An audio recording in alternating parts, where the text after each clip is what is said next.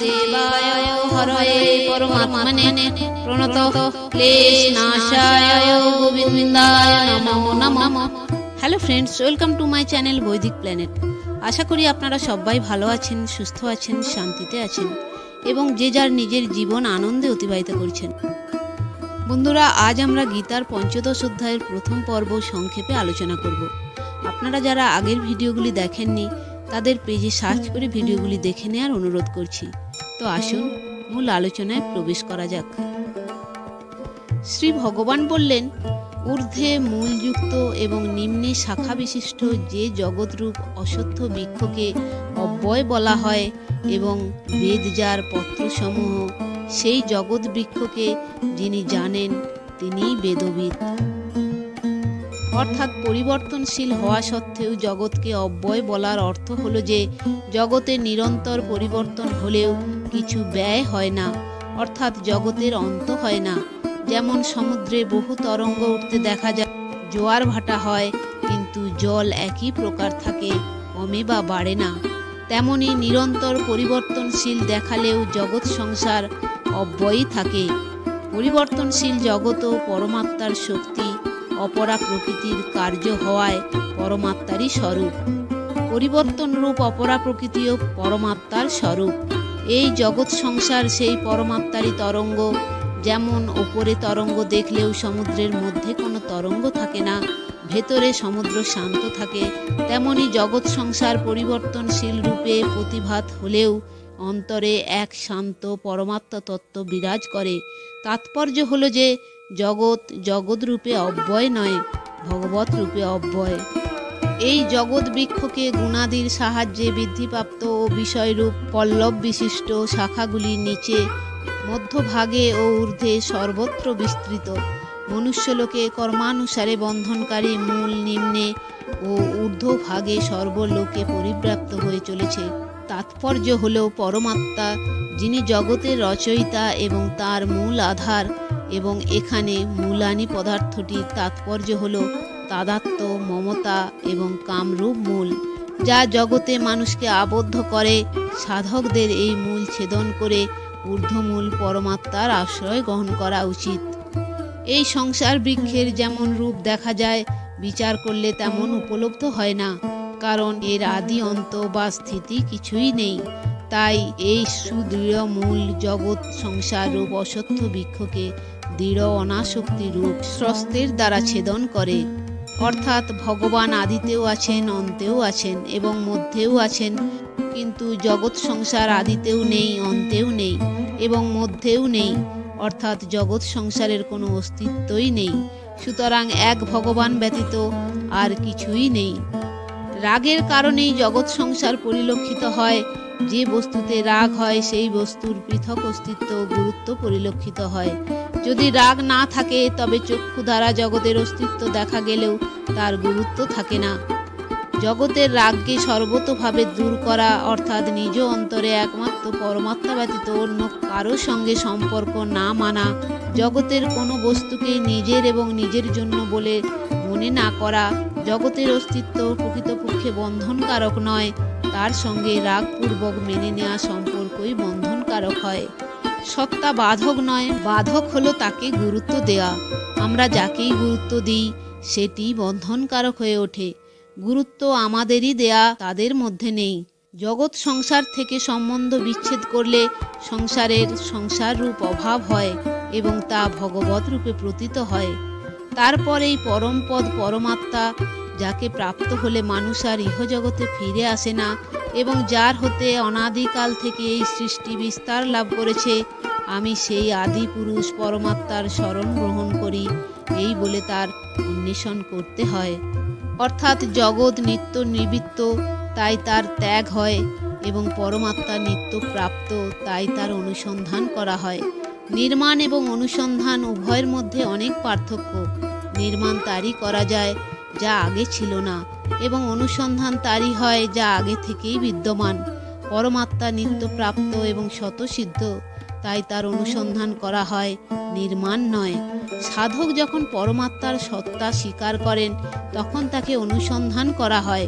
অনুসন্ধান দুই প্রকারের, এক, যেমন গলার হার কোথাও রেখে ভুলে গিয়ে নানা স্থানে আমরা সেটি খুঁজে বেড়াই, আর দ্বিতীয়, হার গলাতেই আছে অথচ দেখতে না পেয়ে আমরা মনে করি আমরা সেটি হারিয়ে ফেলেছি। পরমাত্মার গলায় থাকা হারের খোঁজার মতো তাৎপর্য হলো যে পরমাত্মা হারিয়ে যাননি। জগৎ সংসারের দিকে দৃষ্টি থাকায় আমাদের দৃষ্টি পরমাত্মার দিকে যায় না, সেদিকে দৃষ্টি না দেয়াতেই তাকে যেন হারানো বলে মনে হয়। পরমাত্মা কখনো অপ্রাপ্ত হননি এবং তার অপ্রাপ্ত হওয়া সম্ভবও নয়। তিনি অপ্রাপ্ত হননি, বরং তাকে বিস্তৃত হয়েছি, তার থেকে বিমুখ হয়েছি, তার অপ্রাপ্তির ভ্রম হয়েছে। পরমাত্মাকে অনুসন্ধান করার উপায় হলো অপ্রাপ্ত সংসারকে ত্যাগ করা, অর্থাৎ তার সঙ্গে সম্পর্ক বিচ্ছিন্ন করা, তাকে অস্বীকার করা। সুতরাং সংসার ত্যাগের মধ্যেই পরমাত্মার অনুসন্ধান নিহিত। জগৎ সংসার থেকে সম্বন্ধ বিচ্ছেদ হলে সাধক মুক্ত হয়ে যায়। মুক্ত হলে সংসারের কামনা তো দূরীভূত হয়, কিন্তু প্রেমের আকাঙ্ক্ষা দূর হয় না। সেই রূপ প্রেম স্বরূপ ভগবানকে মুক্ত পুরুষদের জন্য প্রাপ্তব্য বলা হয়েছে। তাৎপর্য হলো যে স্বরূপ যার অংশ, সেই অংশীর প্রেম প্রাপ্তিতেই মানব জীবনের পূর্ণতা। অংশে নিজানন্দ এবং অংশীতে পরমানন্দ হয়ে থাকে। যে মুক্তিতে থেমে যায় না, তাতে সন্তোষ লাভ করে না, সে প্রতিক্ষণ বর্ধমান প্রেম লাভ করে।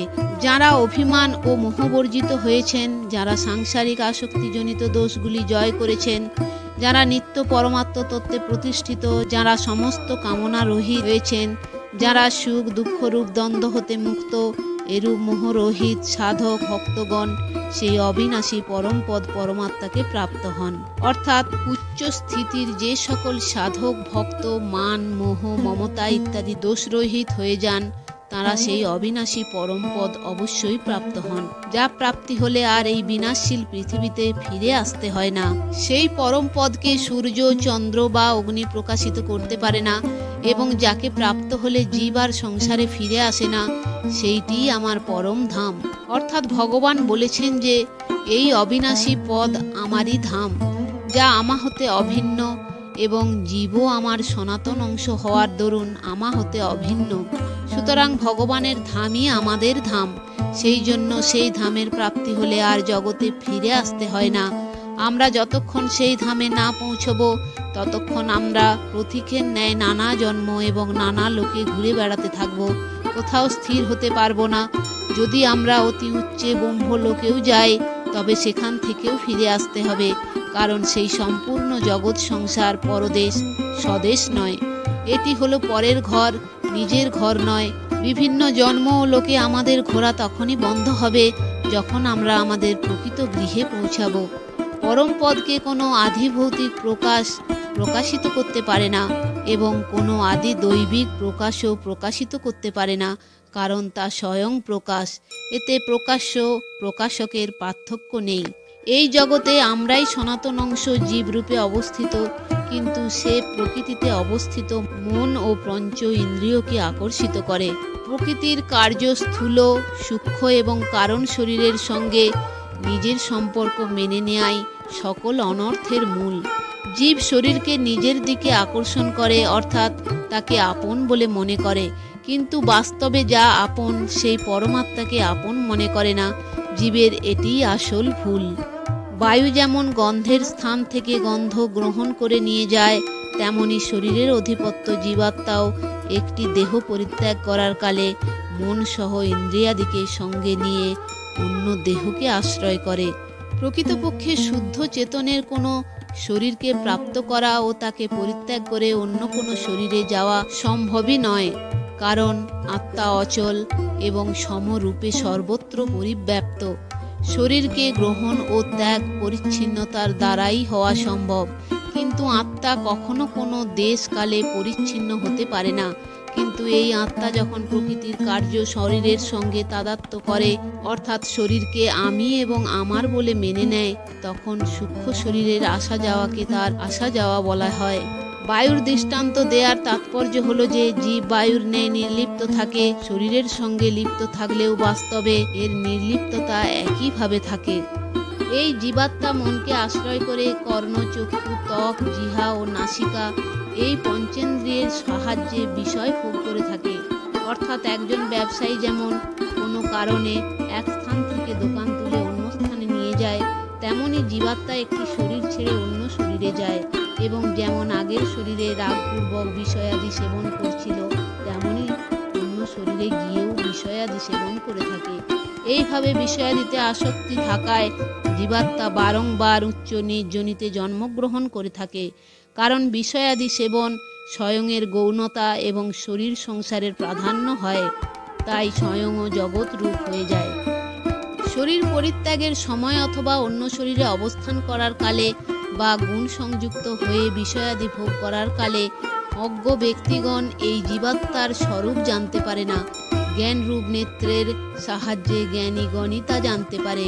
অর্থাৎ শরীর ত্যাগ করা, অন্য শরীরে স্থিত হওয়া এবং বিষয় উপভোগ করা, এই তিনটি ক্রিয়া পৃথক পৃথক হলেও তাতে স্থিত জীবাত্মা একই।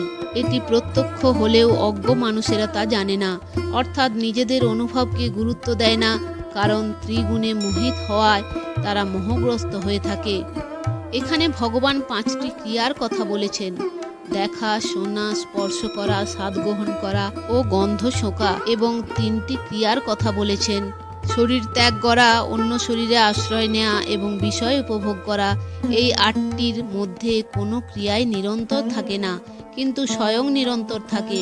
ক্রিয়া 8 প্রকার হলেও এগুলির মধ্যে স্বয়ং একইভাবে বিরাজমান, তাই এগুলির ভাব অভাবের আদি অন্তের জ্ঞান সকলেরই থাকে। আদি ও অন্তের জ্ঞান যার হয় সে স্বয়ং নিত্য হয়, এই হলো নিয়ম। বিভিন্ন প্রকার অবস্থাতে স্বয়ং একই থাকে এবং একভাবে থেকেই নানা অবস্থায় গমন করে। যদি স্বয়ং এক না থাকতো তবে সব অবস্থার পৃথক পৃথক ভাবকে অনুভব করত, কিন্তু এই ব্যাপার প্রত্যক্ষ হলেও অজ্ঞ মানুষ এই দিকে দৃষ্টিপাত করে না।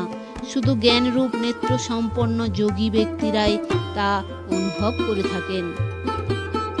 তো বন্ধুরা, সমগ্র ভিডিওটি দেখার জন্য ধন্যবাদ। যদি ভিডিওটি ভালো লেগে থাকে তাহলে লাইক, কমেন্ট এবং শেয়ার করে আপনার প্রিয় মানুষদেরও দেখার সুযোগ করে দেবেন, এবং এই ধরনের আরও নতুন নতুন ভিডিও দেখার জন্য চ্যানেলটি সাবস্ক্রাইব করে পাশে থাকা বেল আইকনটি প্রেস করে দেবেন পরবর্তী ভিডিওর নোটিফিকেশন পাওয়ার জন্য। সবাই ভালো থাকবেন, সুস্থ থাকবেন, আনন্দে থাকবেন।